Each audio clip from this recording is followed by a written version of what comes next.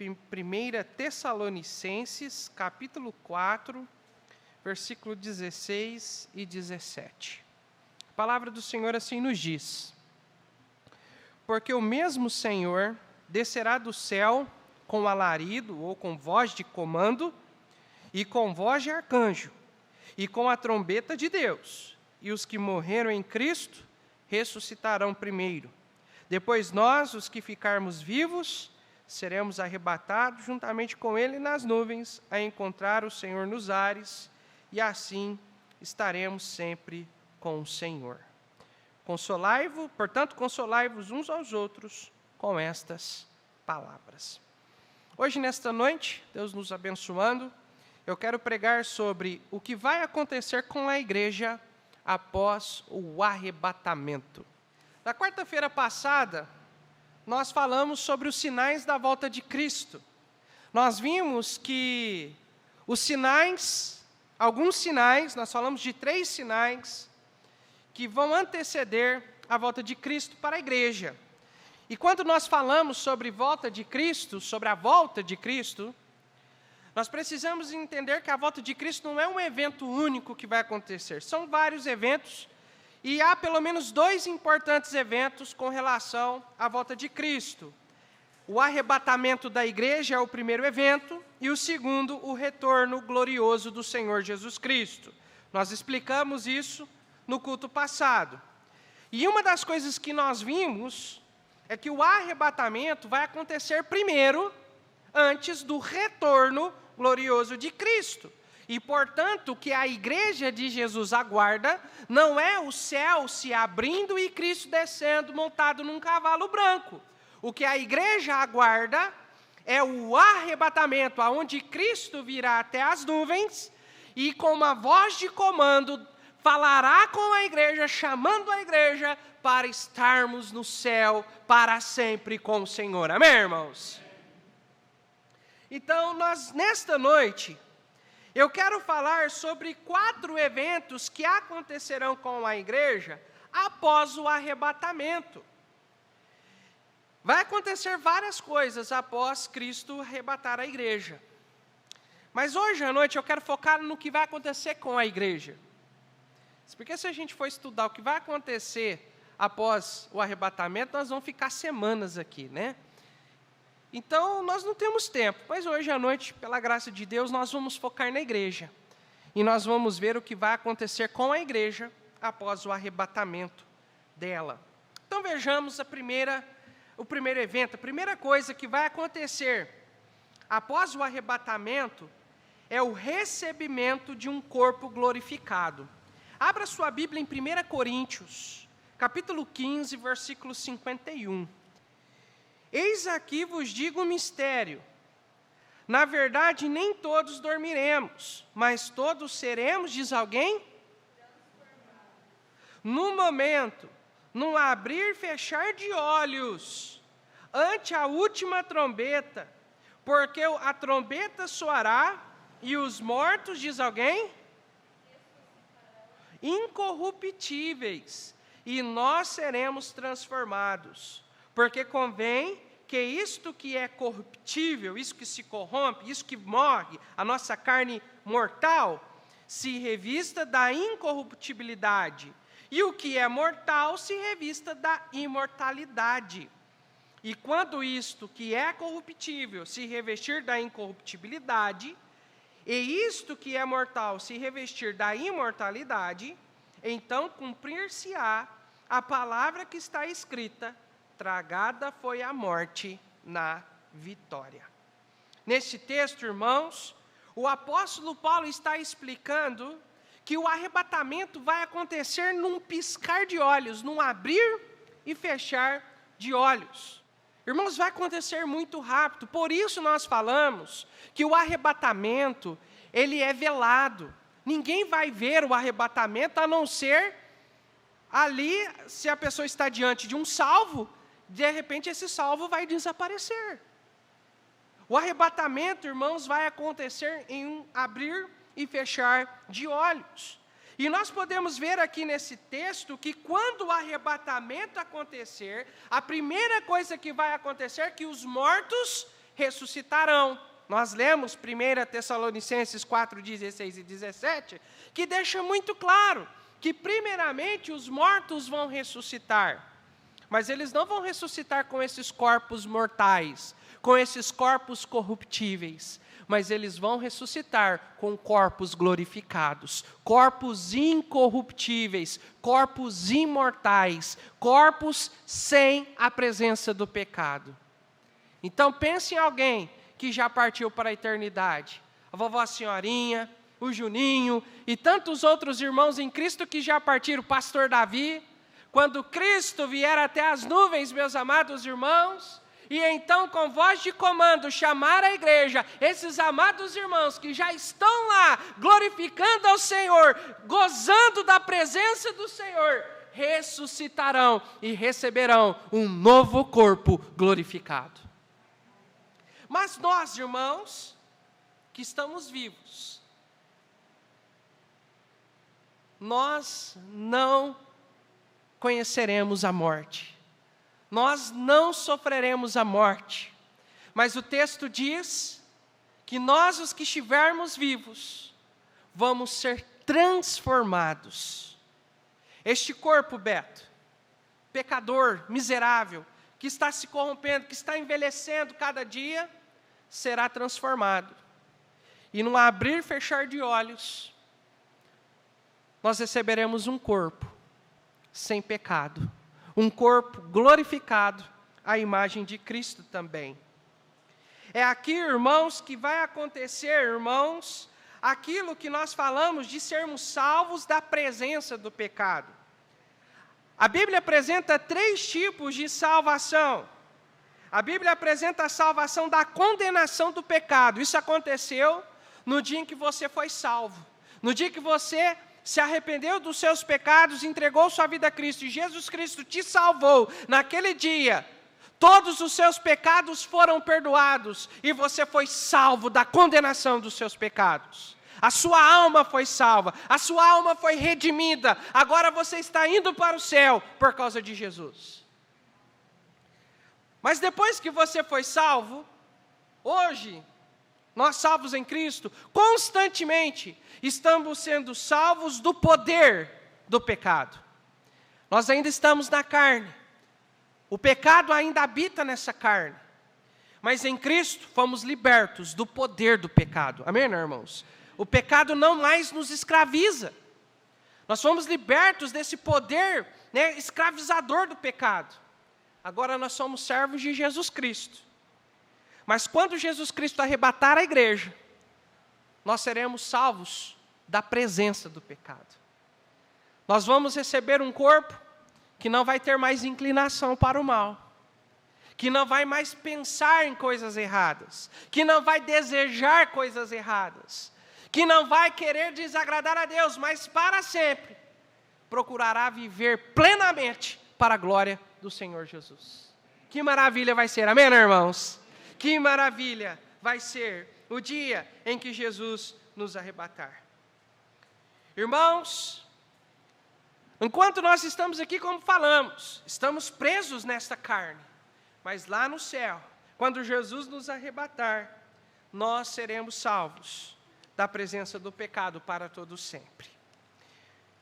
A segunda coisa que vai acontecer com a igreja após o arrebatamento é o comparecimento no tribunal de Cristo. O primeiro evento que nós colocamos aqui, que vai acontecer com a igreja após o arrebatamento, vai ser que vamos receber um novo corpo glorificado. Amém, irmãos? Então guarda aí no seu coração, um corpo glorificado. Segundo, vamos comparecer no tribunal de Cristo. Abra sua Bíblia em 2 Coríntios 5:10. 2 Coríntios 5:10, algumas páginas para frente aí. Porque todos devemos comparecer ante o tribunal de Cristo, para que cada um receba o que tiver feito por meio do corpo, ou bem ou mal. Após recebermos um novo corpo, Jonas, um corpo sem a presença do pecado, um corpo glorificado à imagem de Cristo, nós estaremos, irmãos, nós seremos apresentados diante de Cristo em um evento chamado Tribunal de Cristo. A palavra traduzida por tribunal de Cristo é a palavra bema. É um evento, irmãos, não para julgar os crentes, mas um evento para a premiação dos crentes fiéis no Senhor Jesus. Sabe todas as vezes que você fez algo para agradar a Deus? Sabe todas as vezes que você saiu para entregar folhetos? Que você saiu para evangelizar alguém? Ou que você foi visitar alguém que você ama? Que Deus colocou o peso no seu coração? Ou até mesmo que você falou, não, eu preciso falar, e você saiu para evangelizar, irmãos? Ele vai é lá que você vai receber seu galardão. Sabe todas as vezes que você mesmo falou, olha, eu sei que esse mês está apertado, mas eu vou entregar aquilo que pertence a Deus. É aqui que você vai receber seu galardão, meus irmãos. Sabe, todas as vezes que você fez algo, mesmo em sacrifício a Deus, é aqui que vamos ser premiados pela nossa fidelidade a Deus, irmãos. A ideia do tribunal de Cristo é como um pódio para a premiação de vencedores. Assim como mencionamos hoje de manhã, a Bíblia compara a jornada cristã, a nossa vida cristã, como uma carreira, uma corrida, uma maratona. E quando chegar ao fim desta maratona, os vencedores receberão a recompensa. A diferença, Beto, é que todos nós já somos vitoriosos em Cristo Jesus. Amém? A vitória não depende de nós, irmãos. A vitória dependeu foi de Jesus. Então todos nós chegaremos ao final dessa corrida. Só que a diferença, irmãos, é que a premiação será dada pelo nosso esforço, pelo nosso comprometimento com a corrida, com a obra de Deus, com as coisas de Deus, pela nossa fidelidade. E nesse dia, irmãos, nós seremos apresentados diante de Cristo e diante do Senhor, nossas obras serão manifestadas, serão expostas, reveladas publicamente, e Jesus, como justo juiz, julgará as nossas obras. Se as nossas obras foram obras preciosas aos olhos de Deus, ou se são como palha, madeira e feno, que se tornaram em cinzas. Isso nós podemos ver em 1 Coríntios, capítulo 3, versículos de 11 a 15. Nesse texto está falando que o Senhor Jesus, Ele é quem julgará as nossas obras. É Ele quem provará se as nossas obras realmente são obras que glorificam a Deus ou não. Ele conhece o seu coração, meu amado irmão. Você pode esconder as coisas do pastor. Você pode esconder as coisas dos seus irmãos em Cristo, mas você jamais poderá esconder algo de Deus. Deus, Ele te vê todo o tempo, e Ele conhece o seu coração, conhece a fidelidade do seu coração, irmãos, a sinceridade do seu coração. E Ele vai te galardoar pela sua fidelidade. Vale a pena ser fiel, amém, irmãos? Mas e aqueles que não foram fiéis ao Senhor? E aqueles que pisaram na bola? Aqueles que escolheram viver uma vida para si, que só ficaram dando desculpas, Beto, e nunca obedeceram ao Senhor, ou sempre desobedecem ao Senhor, sempre são inconstantes na sua vida cristã, sempre estão negligenciando as prioridades, o relacionamento com Deus, o próprio Deus, dando lugar aos prazeres, ao invés de colocar Deus como prioridade na sua vida. Abra comigo 1 Coríntios e veja lá. 1 Coríntios 3:11. Porque ninguém pode pôr outro fundamento além do que já está posto, o qual é Jesus Cristo. E se alguém sobre este fundamento formar um edifício de ouro, prata, pedras preciosas, madeira, feno, palha, a obra de cada um se manifestará. Na verdade, o dia declarará, porque pelo fogo será descoberta. O fogo provará qual seja a obra de cada um. E se a obra de alguém, que alguém edificou, nesta parte permanecer, receberá o que, irmãos? Galardão. Se a obra de alguém se queimar, sofrerá detrimento, mas o tal será salvo, todavia, como pelo fogo. Fogo nas Escrituras, irmãos, é um símbolo de juízo. Infelizmente, alguns irmãos, alguns grupos, olham para o fogo e acham que é avivamento, mas fogo na Bíblia é juízo. E aqui, nesse texto de 1 Coríntios, está falando sobre o tribunal de Cristo, aonde nossas obras serão provadas por Deus. Serão provadas pelo fogo, pelo juízo de Deus, pelo juízo do Senhor Jesus Cristo. E está falando aqui que aquelas obras que permanecem, aquilo que a gente faz para a eternidade, elas permanecerão e receberemos galardão. Mas aquelas obras que passarem pelo juízo de Deus e elas não permanecerem, Beto, nós sofreremos detrimento. O que significa? Os crentes que não forem fiéis, os crentes que, infelizmente, estão vivendo vidas só para si, sabe o que vai acontecer, irmãos? Eles vão sofrer detrimento. A palavra detrimento significa sofrer perda, perder galardões. Isso é algo sério. É algo para nós refletirmos a respeito da nossa vida que estamos vivendo aqui. Amém, irmãos? Meus amados irmãos, Deus nos chama a viver uma vida de fidelidade, uma vida de comprometimento, Douglas, um relacionamento real, vivo e verdadeiro com Deus. Deus quer que nós vivamos aqui por Ele e para Ele. Eu vou dizer, meus amados irmãos e queridos irmãos, vale a pena ser fiel, vale a pena servir ao Senhor, vale a pena sacrificar-se em prol da obra de Deus. Não é vão, amém, irmãos? 1 Coríntios 15, 58, portanto, meus amados irmãos, sede firmes e constantes, sempre abundantes na obra do Senhor, sabendo que o vosso trabalho não é vão no Senhor. Amém, irmãos? Receberemos galardões do nosso Senhor. Então, a primeira coisa que vai acontecer após o arrebatamento, qual é, irmãos? Receberemos corpos glorificados. Amém, irmãos? Segundo, compareceremos no tribunal de Cristo. E a terceira coisa que vai acontecer após o arrebatamento da igreja é a celebração das bodas do Cordeiro. Abra sua Bíblia em Apocalipse 19, versículos 7 a 9. Regozijemo-nos e alegremo-nos e demo-lhes glória, porque vindas são as bodas do Cordeiro, e já sua esposa se aprontou.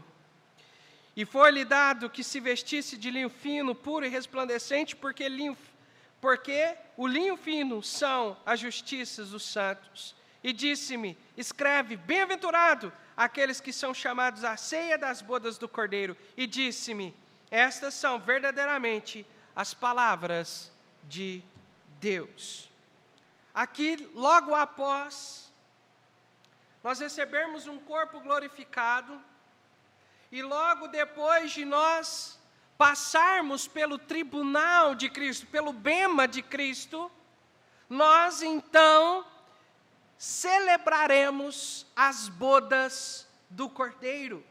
A palavra bodas significa festa de casamento, uma festa em comemoração à união entre Cristo e a igreja. Na nossa cerimônia de casamento, normalmente o noivo entra primeiro e ele fica no altar aguardando a sua esposa chegar. Amém, irmãos? É assim que acontece, não é? Às vezes a noiva até atrasa, porque ela está lá se aprontando, se arrumando para se apresentar ao noivo. E isso vai acontecer, Beto, no céu também. Após nós passarmos pelo bema, vai haver uma grande festa em comemoração à união entre Cristo e a igreja. E a figura que Deus nos coloca, irmãos, é a figura de um casamento, aonde a igreja de Cristo é a esposa e Jesus Cristo é o seu noivo. E lá no céu, nós celebraremos essa união eterna entre Cristo e sua igreja. Cristo já está pronto. A qualquer momento Ele virá nos levar para o céu. Ele está aguardando que a sua esposa esteja pronta para Ele vir chamar e nos levar para o céu. Amém, irmãos?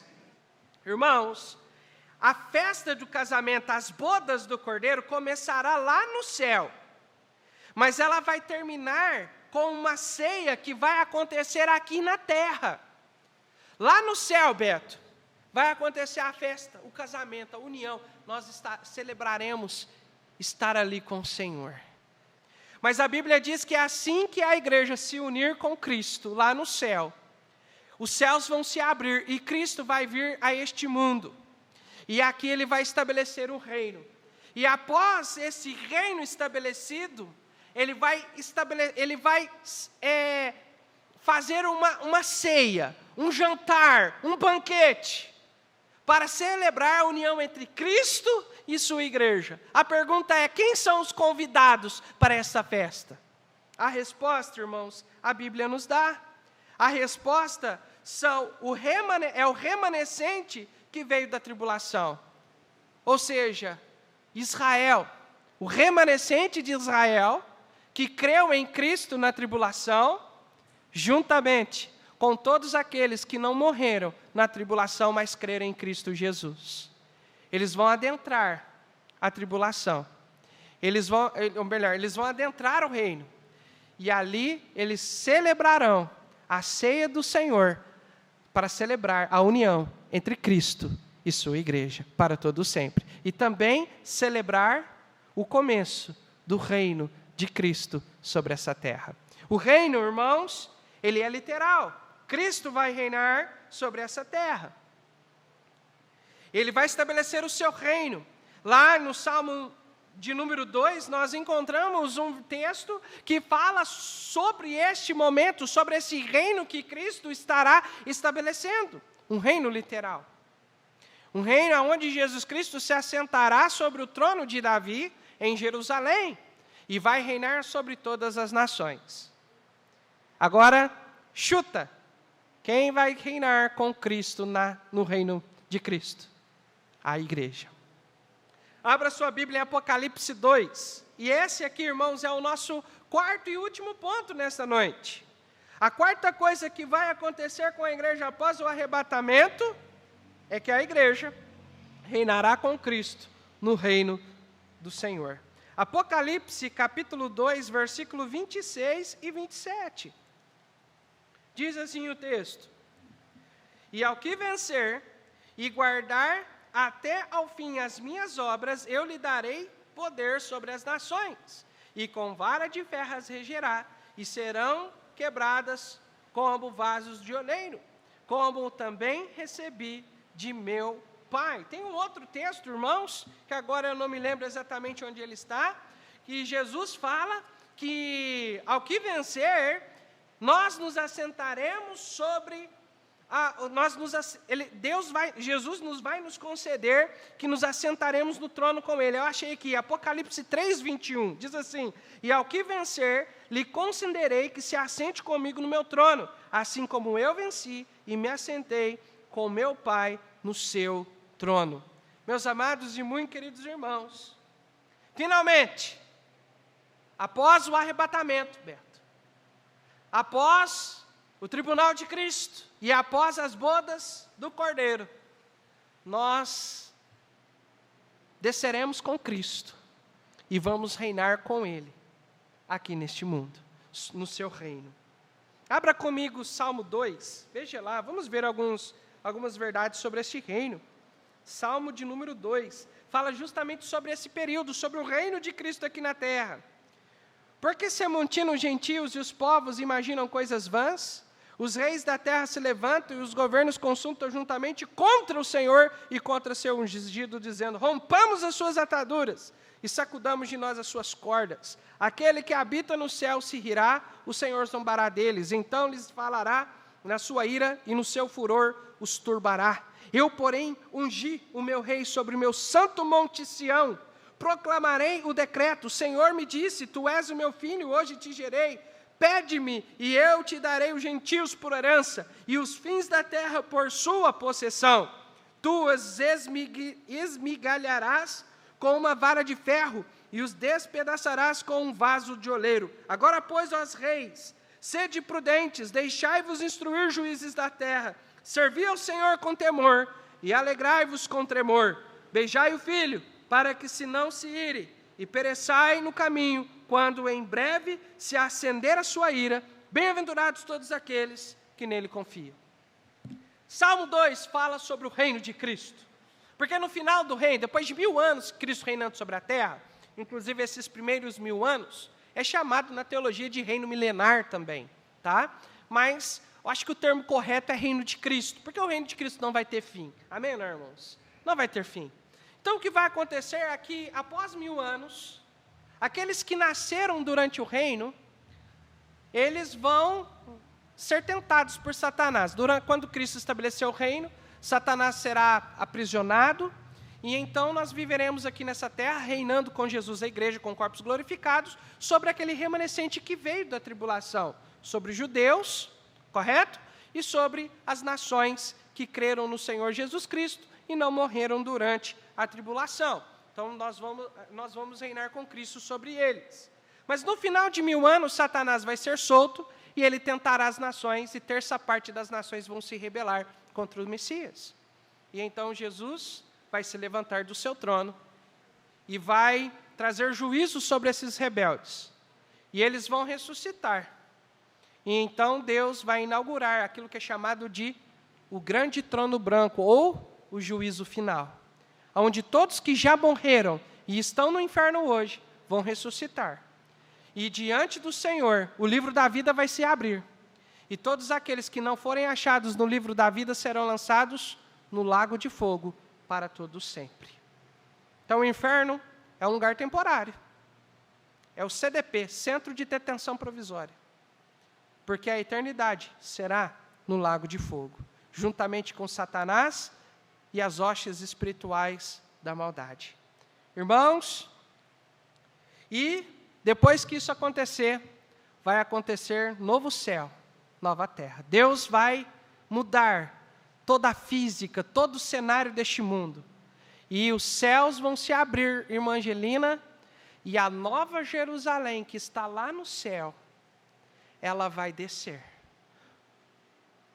Gloriosa, ela vai descer. E o céu vai ser aqui na terra. Amém, irmãos? O céu vai ser aqui, a nova Jerusalém. E aqui, irmãos, nós vamos, neste novo céu e nesta nova terra, passar a eternidade com Jesus Cristo. E a Bíblia nos dá detalhes, falando que as nossas lágrimas serão enxugadas para todo sempre. Não vai haver dor, não vai haver pranto, não vai haver sofrimento. Paz para todo sempre. Aleluia. Amém, irmãos?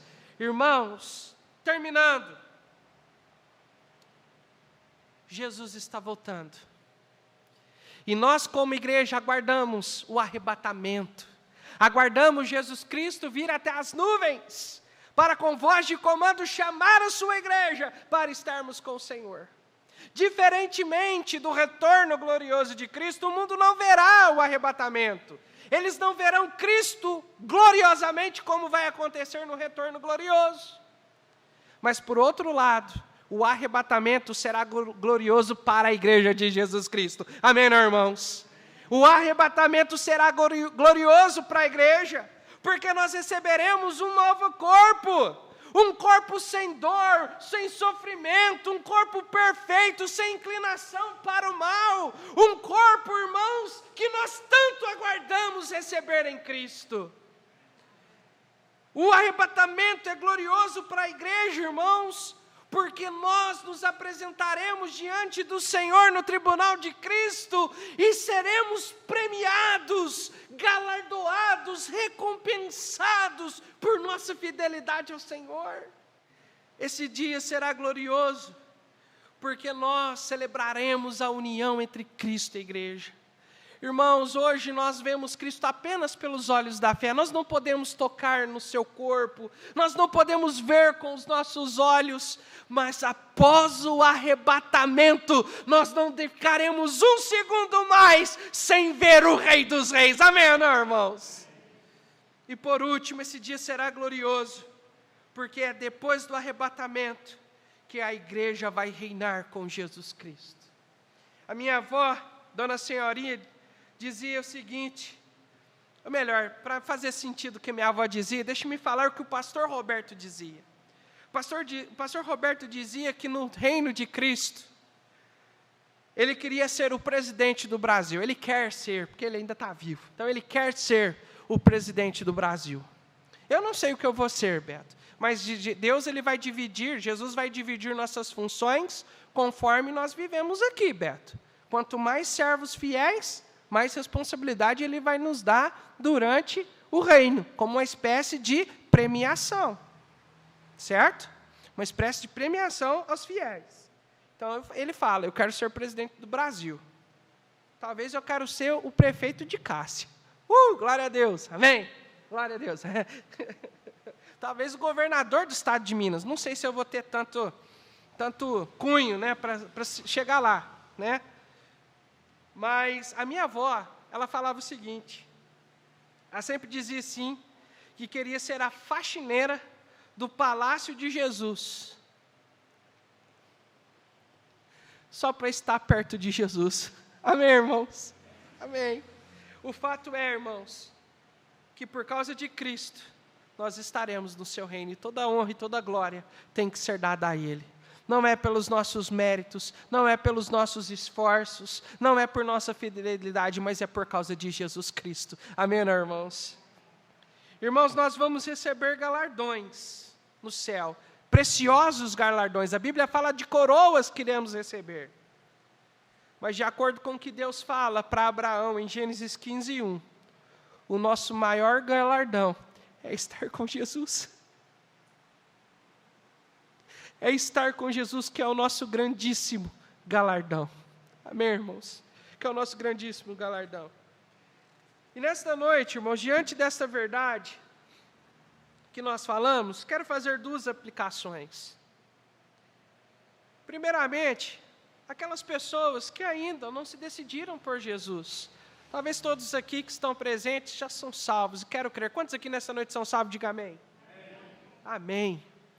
Então, essa aplicação não é para você, porque você já é salvo. Mas talvez alguém vai nos assistir, porque a gente está gravando a mensagem, alguém vai nos assistir, e talvez alguém que vai nos assistir não conhece Jesus como Salvador. Então, a aplicação eu quero fazer.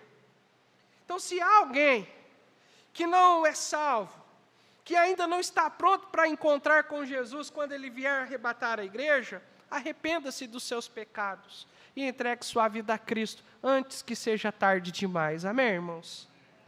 Agora, para você que é salvo, você está pronto para encontrar com seu Senhor e Salvador Jesus Cristo? Você está pronto para encontrar com Ele nos ares? Precisamos estar prontos, irmãos, para encontrar com o Senhor.